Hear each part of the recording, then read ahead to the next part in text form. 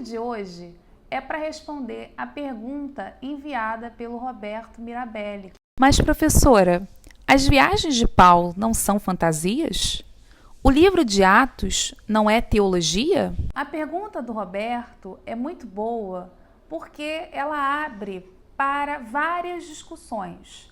A primeira delas é a necessidade da gente estudar o Paulo histórico a partir das suas 7 cartas autênticas. Segundo, de diferenciar o Paulo de Atos para o Paulo das cartas autênticas, que nesse aspecto o Roberto deve estar se referindo ao material, a série de Atos que está aparecendo em alguma parte aqui superior do vídeo. Quem não viu, confere lá depois.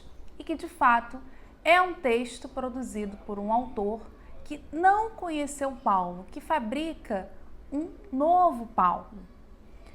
Mas também traz um outro detalhe importantíssimo, porque essa questão do Roberto foi a que norteou as origens da arqueologia bíblica no que diz respeito às primeiras gerações de cristãos.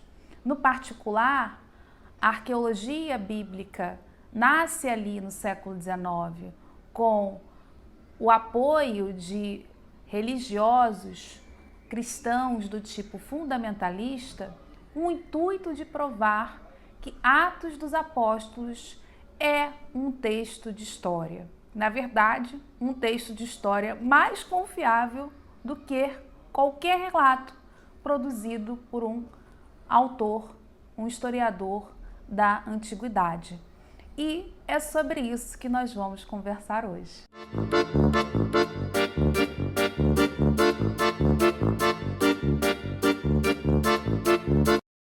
Então, como eu disse antes da vinheta, a pergunta do Roberto, ela não é rápida nem fácil de ser respondida, porque ela se desdobra em 3 questões.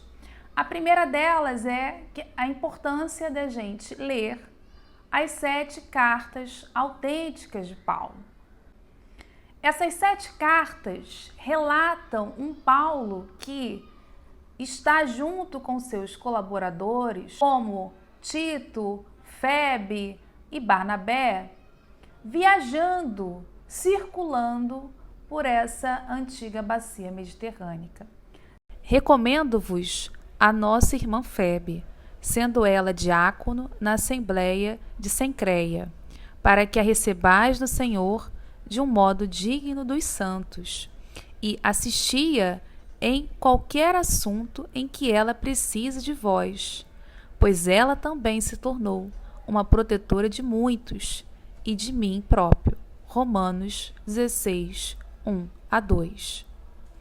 Quando cheguei a Troade para a boa nova de Cristo, e estando para mim uma porta aberta no Senhor, não tive tranquilidade no meu espírito, porque não encontrei Tito, o meu irmão. Mas, despedindo-me deles, parti para a Macedônia. 2 Coríntios 2, 12-13.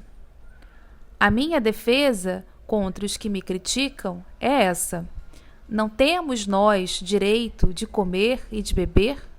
Não temos direito de levar conosco nas viagens uma mulher irmã, como os restantes apóstolos e os irmãos do Senhor e Pedro? Ou só eu e Barnabé não temos direito de não trabalhar?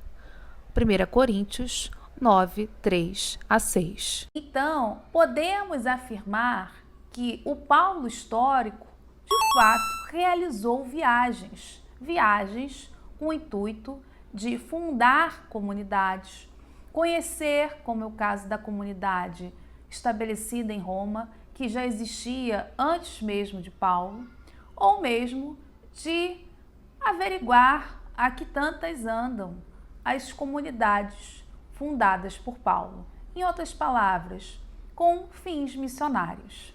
Contudo, Atos dos Apóstolos, ao recuperar esse Paulo que está viajando, agrega dados novos dados em que, como diria o Daniel Juste, cria um homem divino, um operador de milagres, versado em práticas mágicas, tão poderoso quanto Jesus, e que está aí realizando atividades fantásticas e viagens que mais lembram os materiais de Homero.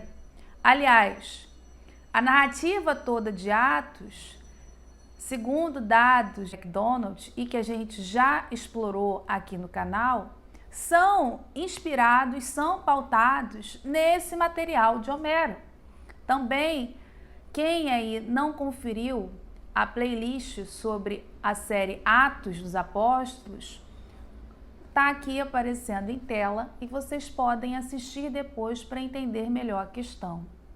O fato é, então, que nós temos dentro dos textos do chamado Novo Testamento duas histórias de viagens de Paulo.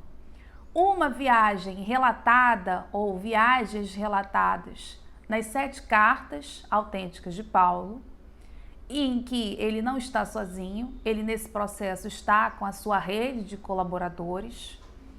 E nós temos o texto de Atos, que é pautado, é inspirado nessas narrativas históricas de Paulo e que agrega um estilo de escrita com feitos fantásticos, muito similar ao material de Homero, que era amplamente conhecido, amplamente difundido dentro da antiga bacia mediterrânea. Então, se você era um leitor ou um falante da língua grega, certamente você estava familiarizado com Homero.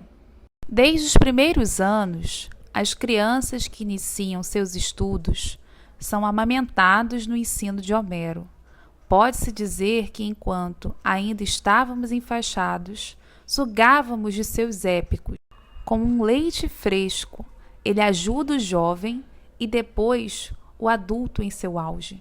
Em nenhuma fase da vida, desde a infância até a velhice, deixamos de beber dele. Exposto isso, então, a gente tem uma outra questão aí de fundo, como eu falei, dentro da pergunta do Roberto. Roberto, a tua pergunta foi muito boa. Olha como é que eu estou desdobrando questões aqui.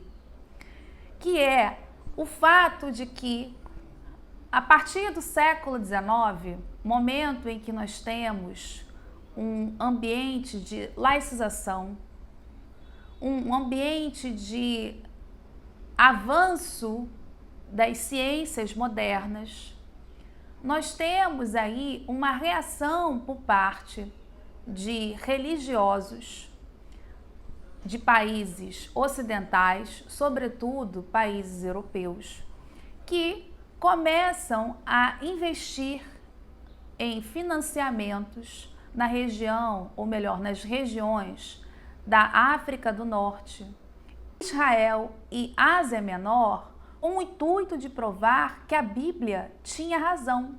E mais do que isso, encampar uma verdadeira onda missionária para recristianizar o Oriente, que seria o berço desse cristianismo. Logo, regiões que pertenceriam ao Ocidente. É nesse contexto que entra o texto de Atos dos Apóstolos, em que o texto de Atos foi colocado como um texto de base, ou melhor, de referência, sendo colocado como aquele que era mais histórico até do que textos produzidos por historiadores da antiguidade. E mais do que isso, sendo colocado também como mais histórico do que os textos de Homero, um autor também bastante utilizado nesse período de escavações para a antiguidade clássica. Assim, esse interesse em provar que o texto de Atos era um livro muito confiável, um texto de história, nós temos a criação do Fundo de Exploração da Ásia Menor. Comecei a procurar a verdade na fronteira, onde a Grécia e a Ásia se encontram. E a encontrei aqui. Você pode pressionar as palavras de Lucas em um grau além de qualquer outro historiador, e elas passam pelo escrutínio mais aguçado e pelo tratamento mais duro, contanto que o crítico conheça o assunto e não vá além dos limites da ciência e da justiça. Compare com a história de Lucas, o Conto de Tecla, composto por um presbítero asiático no século II e condenado pela Igreja. Ele contém muitos detalhes que são históricos e muitos que não são, uma geografia boa e outra ruim, mas o ensinamento religioso é histérico e falso, e a história é apenas uma lenda, sendo a heroína uma forma cristianizada de uma antiga figura mitológico-geográfica iconiana. Existe uma base de fato e verdade, mas a superestrutura não é histórica. Quer dizer, como vimos, Ramsay estava muito preocupado em não só defender a historicidade do texto de Atos dos Apóstolos, mas também refutar o uso, a leitura de textos como Atos de Paulo e Tecla, que ele basicamente vai dizer que não é um texto confiado, porque já alguém havia sinalizado, esse alguém é Tertuliano, no século II, que o texto não poderia derivar do Paulo histórico. Logo, tratava-se então de um texto também pouco confiável para a arqueologia bíblica. A gente percebe então que as escavações nesse sentido, desse século XIX, primeiras décadas do século XX, não estavam interessadas em realizar uma pesquisa acadêmica, em realizar um trabalho que de fato olhe para a cultura material enquanto documentação. Mas essa arqueologia bíblica de base fundamentalista, religiosa cristã, estava encampada com a ideia de uma defesa dessa Bíblia, ou melhor, dos textos bíblicos, aqui no particular dos textos do Novo Testamento, e refutar, inclusive, o uso de textos que estavam fora do cânone. Fazendo, então, na verdade, também uma crítica de fundo à ideia de que esses textos são literatura, independente de estarem no cânone ou não.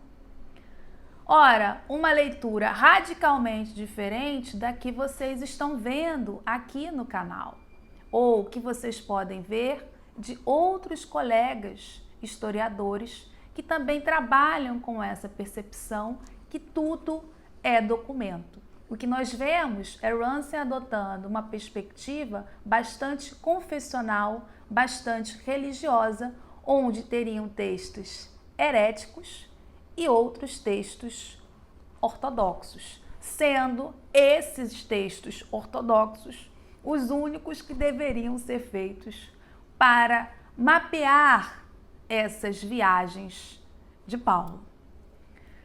Enfim, galera, era isso.